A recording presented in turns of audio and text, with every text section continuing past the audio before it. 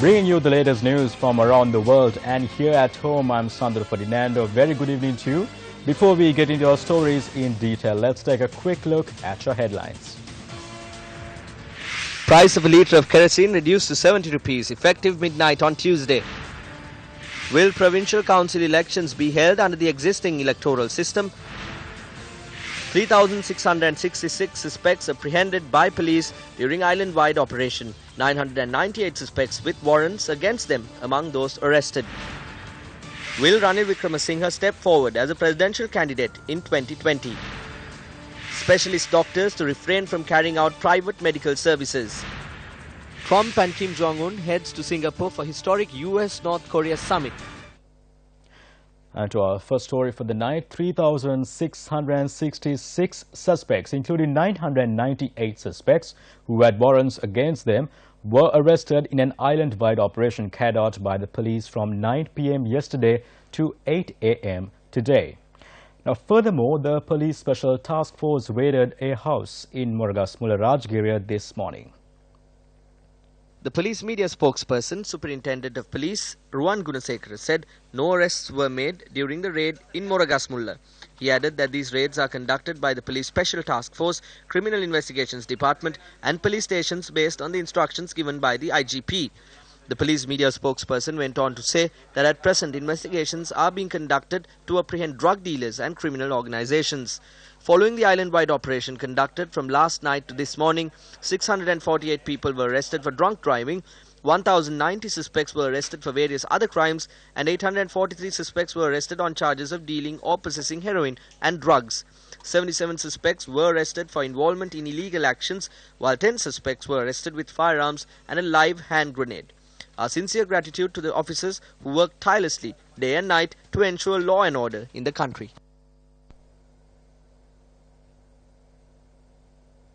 Minister of Lands and Parliamentary Reforms Gayantha Tilaka says that attention has been drawn to hold the Provincial Council election under the old electoral system. පළාත් සභා මැතිවරණ මේවත් අගමැතිතුමා ජනාධිපතිතුමා කියලා තියෙනවා දෙසැම්බර් අන්තිමේදී තියෙනවා කියන එක. මේක පරණ ක්‍රමයටද තියෙන්නේ නැත්නම් අලුත් ක්‍රමයටද? අදහස් කී Several ideas have been put forward by several parties. The UNP and some other parties have put forward an idea to hold the election as per the old system. තමයි අදහස් කරලා තිබෙන්නේ. මේ මාස 7ක කාලයක් වගේ තමයි තියෙන්නේ. එතකොට මේ පුළුවන් වෙයිද ඔක ඇතුළත පළාත් සභාව මැතිවරණ තියාගන්න ඔය සම්මත කිරීම කරලා? කොහොම කරත් නියමිත දවසට ඡන්ද තියන්න වෙයි. වෙයිනේ. President Maithripala Sirisena had announced to the SLFP Executive Committee that the Provincial Council election will be held before the end of the year.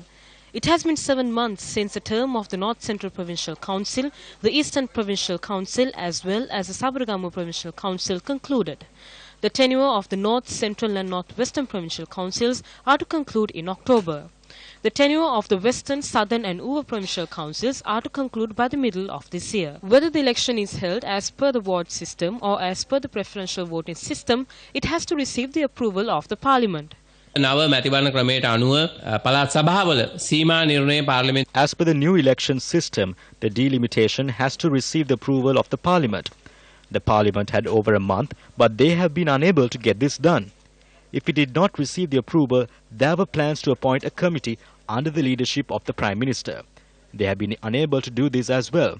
If not, if they are going back to the preferential voting system, the act pertaining to that has to receive the approval of the Parliament again. The Elections Commission says it needs a minimum of 2.5 months for the election to be held, irrelevant of which election system is followed.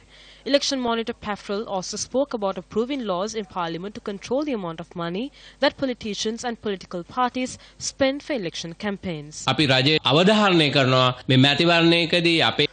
We urge the government to draft a bill with the laws that control the money that is spent by candidates for the elections. There are allegations against politicians that they obtain money from businessmen who robbed people's money. When they obtain money like this, it goes against the democratic right of the people. Pafrel, together with other election monitors, have prepared a draft. We have provided this draft to the President and the Minister in person. If this act was passed, the parliamentarians would be secure. The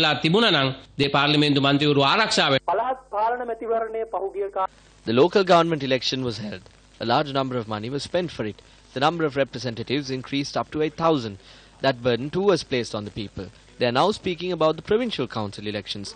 Hiding behind the slogan of holding elections at the proper time to ensure democracy, they spend billions for the elections. What is needed is to spend this money for the benefit of the people and not to increase the number of representatives and to increase their benefits. Specialist doctors have decided to refrain from carrying out any medical services at private hospitals from next week. The Association of Medical Specialists claim that unnecessary taxes have been imposed on specialist doctors through the new Inland Revenue Act. Quoting the chairman of the association, the Sunday Times today reported that medical specialists are threatening to withdraw for 2 weeks from private practice from the 18th June onwards if their requests for reasonable tax structure are not heeded. As specialist doctors in this country, we are not against tax being obtained in a just manner. We have no objection if the tax money is being used for the benefit of the general public of this country. The specialist doctors are facing certain issues as a result of the new tax policies. This matter is accepted by all the doctors unanimously. The highest bracket, which was at 12%, has been increased to 24%, and this is the biggest issue. A 15% VAT is charged for private practice.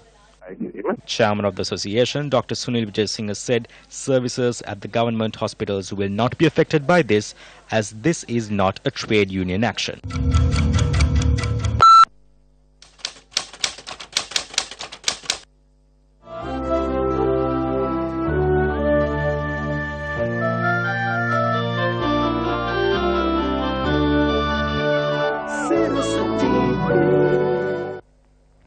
Sarasa TV, the pioneer in Sri Lankan television, celebrates its 20th anniversary today. 2 decades ago, Sarasa TV took to the airwaves, bringing a host of new experiences to TV audiences across the country. Since its inception, which has become a major milepost in the history of Sri Lankan television, Sarasa TV has gone on to win the hearts and minds of Sri Lankans young and old. From entertaining the public through local and international TV serials to informing them through the contemporary political programs, Sarasa TV has amassed a massive audience. The channel also has the distinction of being the first to introduce the reality TV genre to the country. Sarasa Superstar, which provided a stage for talent from across the nation, saw the birth of many of the country's superstars today. Also among the popular programs on the channel are Punchi Pahe Mang, Sarasa Lakshapati, Pentathlon and The Debater.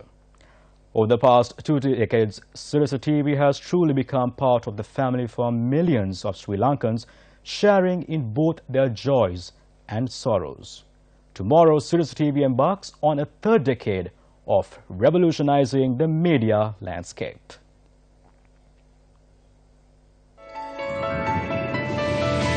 Under the theme for the 20th anniversary of the channel, a whole host of new programs will be introduced to the public. Mini Gandela, Tata, Tuttiri, Ekadiga Katawak are the new TV series guaranteed to hold audiences in wonder. Amazing giveaways have also been organized with the details to be shared during these programs. Many entertainment programs have also been added to the Sarasa TV television carnival. Sarasa TV viewers were treated to a number of special programs and films today too. Valuable prizes were also gifted today, while a grand prize worth 2 million rupees was awarded at 8:45 p.m. tonight. The Clean Drinking Water Project launched in the Papilivata Tsunami village in the Dudangoda area of the Kalutha district was vested with the public today in line with the 20th anniversary of Sarasa TV.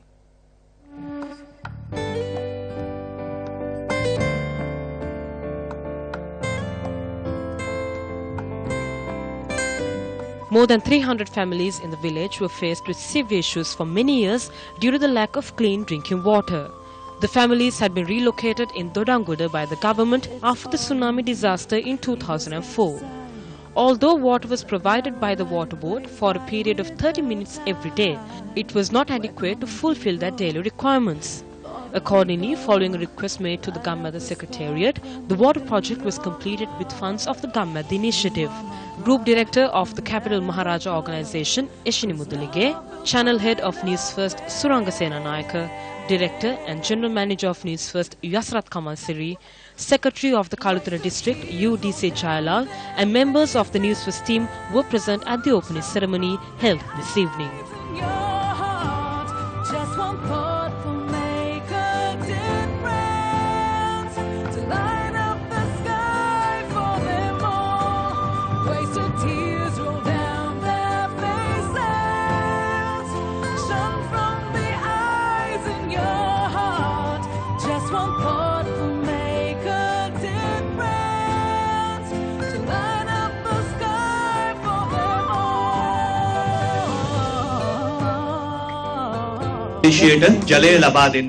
This is a very memorable event for us because this took place in line with the celebrations of the 20th anniversary of the Sarasa TV.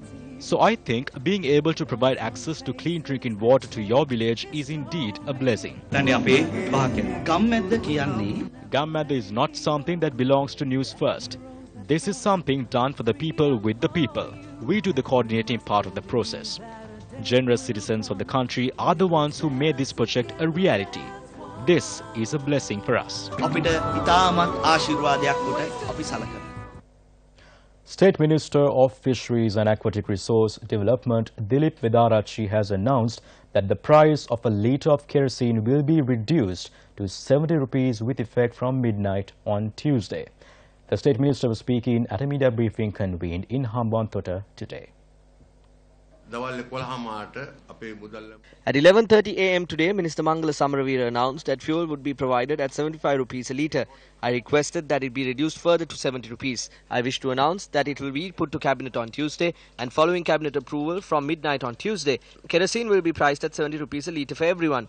We will also introduce a system of high fines to be imposed on lorry and bus owners and owners of other diesel vehicles who attempt to get kerosene as a substitute from the filling stations and land them in court. We will impose these regulations. We will also introduce laws to cancel the licenses of filling stations that provide kerosene for buses and lorries and to seize the fuel they provide. Meanwhile, in more local news, houses and property in several parts of the country were damaged as a result of strong winds which were experienced over the past 24 hours. Close to 100 homes and business establishments in the Udubadava area in Kuliapitia were damaged as a result of strong winds experienced at about 1 a.m. today. The winds affected several villages including Bibiladeniya, Dunukandeniya, Migahapalassa, Udadeniya and Havana. According to our correspondent, the winds also brought down power lines in the region and brought traffic to a standstill on several roads including the Bibiladeniya road. The roof of the garage and about 5 vehicles suffered extensive damages. The winds struck at about 1 a.m. 5 vehicles were damaged. My business is computer repairs and computer education for children. As a result of this disaster, we have suffered damages amounting to about 4 to 5 million rupees. I was asleep right here. I could hear the winds. As soon as I looked out the window, I saw the power lines being brought down. As I was stepping out of the house, the tiles on the roof were ripped off and I was hit by one. 4 fishing boats were also damaged in the Mutupantia area in Chilav. Minister of Irrigation, Water Resources and Disaster Management Duminda Disanayaka visited Udubadava today to assess the damage. The minister distributed dry rations and other essentials among the people. About 90 homes have been damaged. By tomorrow, we will commence work to repair the roofs of all the homes that were affected. We have allocated funds for the Divisional Secretary to provide temporary shelter and food for the people affected until the repairs are completed.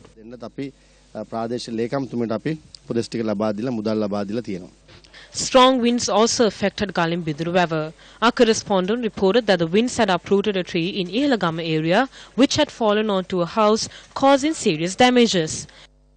16 homes in an estate in Kalabukakandi were damaged by strong winds.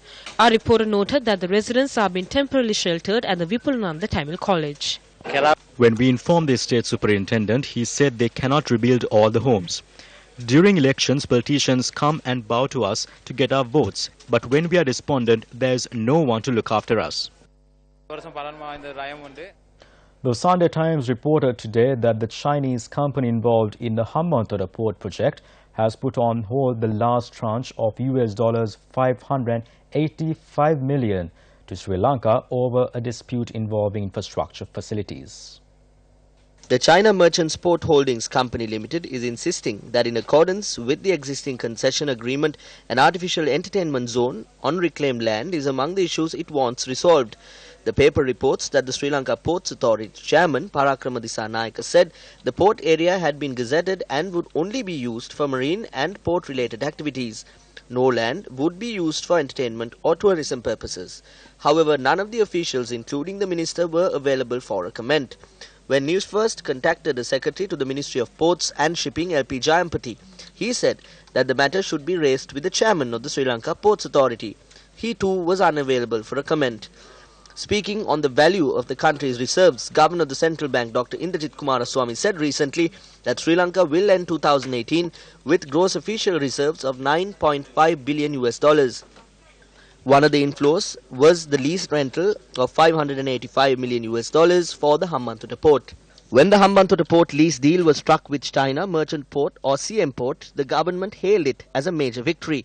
Are these Sri Lanka's victories today? Striking deals to sell off the country piecemeal while being completely ignorant of the conditions of the deal. Is this simply a result of backdoor deal making? Is this not equal to being blackmailed by China? It is no secret that in global geopolitics, nations look out for their own interests, and it would be foolish to fault China for looking out for their interests. But is it not justifiable to ask the question, who is looking out for Sri Lanka's interests? Is Sri Lanka possibly staring down at financial ruin simply because of the ignorance and arrogance of ministers and officials? For Sri Lanka's part, it is imperative for every citizen of this country to ask the question, whose interests were served through the deal to sell the Hambantota port? As politicos and officials pass the buck on taking responsibility, the citizenry must wonder whether we are selling off national infrastructure simply because we are incapable of administering it. Citizens must also reflect on the prudence of allowing unelected ministers with no public mandate to strike deals on their behalf. Today, we discovered that the Sri Lanka police had carried out a major operation across the island, apprehending more than 3,000 wanted suspects. Meanwhile, to us and the nation, it seems that the true criminals are living large at our expense, and so we are left to wonder, when will they be locked up? United National Party Western Provincial Councillor, President's Counsel Srinath Pereira spoke about the bond scam. There was one major reason for me to join the UNP. I thought the leader of the United National Party, Ranil Wickremesinghe, was an honest man. I state with disappointment that I do not think so now. The bond scam is the largest financial scam that happened in this country. The Prime Minister brought a person from Singapore and appointed him as the governor of the central bank. He does the biggest scam ever. The politicians who are involved in this are at large and are holding high positions within the party. The leadership does not harm to these people. They have not been removed from the party. Ranil Wickremesinghe held the name as Mr. Clean for 40 years. He let a hound ruin that for him. There is no difference in stealing public funds and protecting a person who stole money. There is no Mr. Clean in this country. All of them are rogues.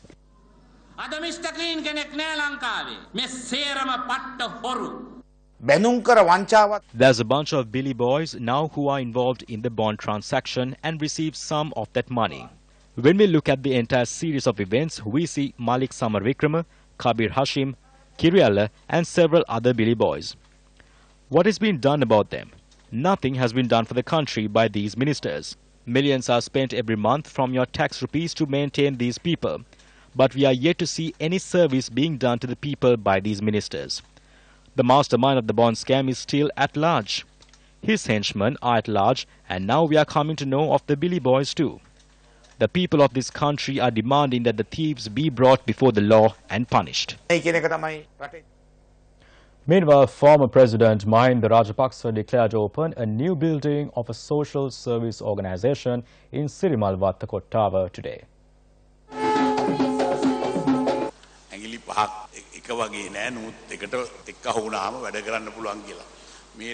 All five fingers are not the same, but when they are together, you can do the work. In our country, even with two fingers, even with both the key heads working together, it appears that nothing can be done. While troubles have increased, the expected reconciliation has not come about.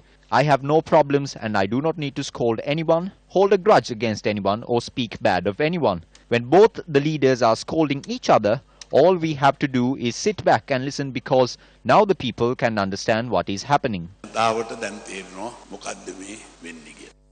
Dignitaries including members of parliament and the chief minister of the Western Province, Isuradeva Priya, were present at the occasion. At the conclusion of the event, the former president spoke to the media.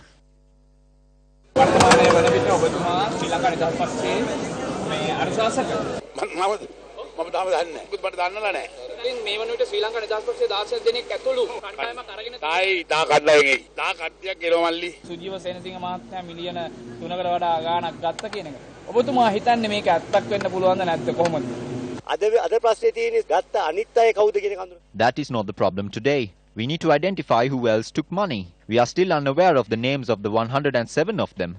A rogue will never step forward and say, I am a rogue. We can only find out who the rogues are if anyone else steps forward to say that they are not the rogues. We hope this will happen soon.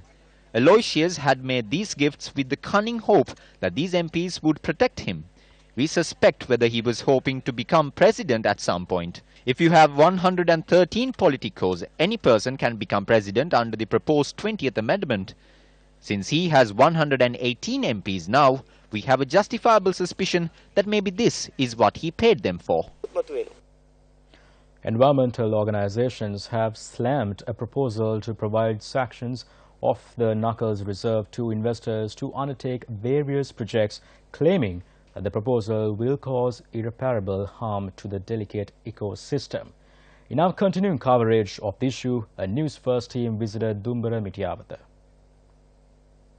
The Knuckles Reserve is spread out across 9 administrative divisions in 2 districts of the Central Province.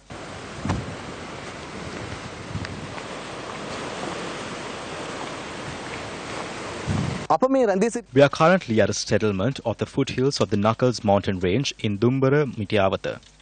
A main topic of the conversation in this country today is the alleged government investment projects that are to be undertaken here. We are currently in an estate owned by the Alkadu Plantations Company.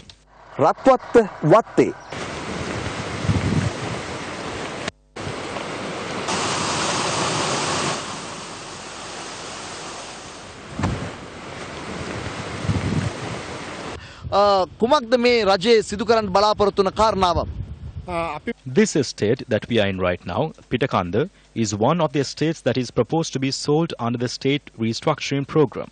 In front of us, we can see the Nikaloyavatta and Medavatta. These 2 estates are also to be sold as proposed by the State Plantations Corporation. In the distance, we can see the peaks of the mountains from the Dumbara Mitiyawatha. We can also see the Gomani range, which was named a sanctuary in 1873. These are important components of the Dumbara forest.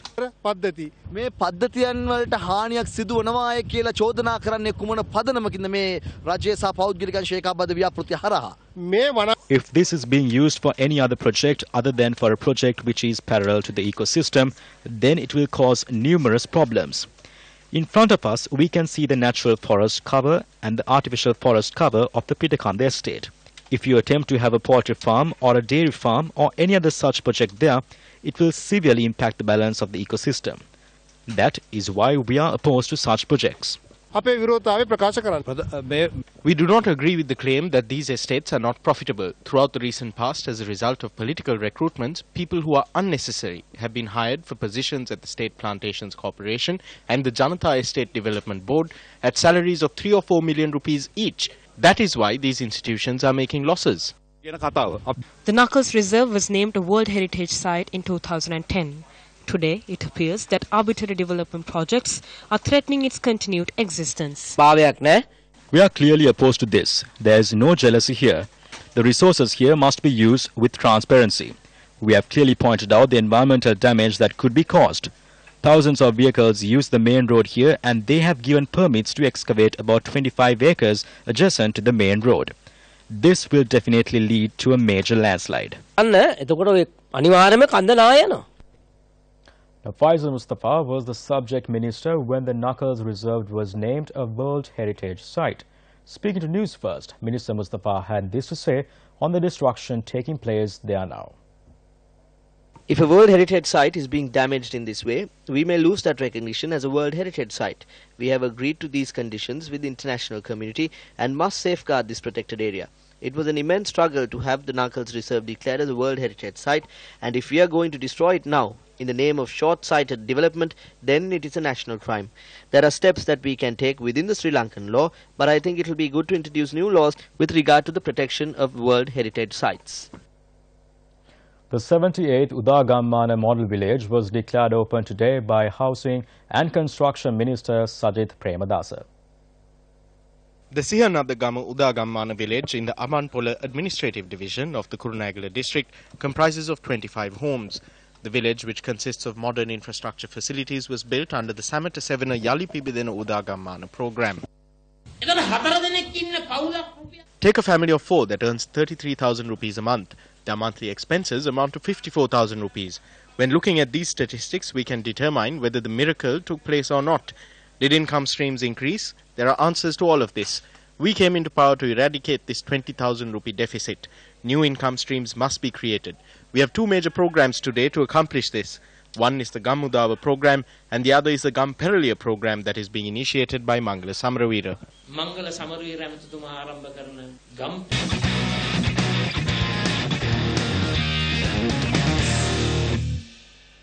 Sri Lanka had a successful showing at the Asian Junior Athletics Championships, which concluded today, having won 3 gold medals, 4 silver medals and 2 bronze medals.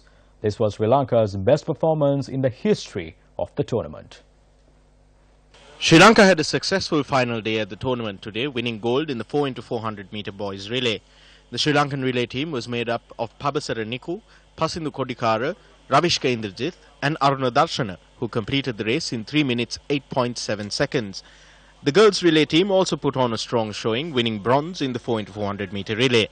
The girls team, comprising of Ishara Aditya, Sachini Divyanjali, Dilshi Kumara Singha and Amasha De Silva, completed the race in 3 minutes 45.16 seconds. Amasha De Silva also clocked a personal best time of 24.47 seconds to win silver in the girls 200 meter sprint. The Sri Lankan contingent's final medal tally of 3 gold, 4 silver and 2 bronze at the Asian Junior Athletics Championships represents the country's best performance at the tournament. Sri Lanka's athletes were also able to set a new Asian Junior tournament record and 4 new junior national records.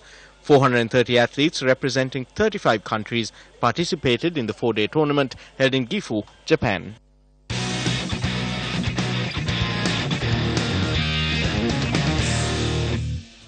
That's it for tonight. Do take care and good night.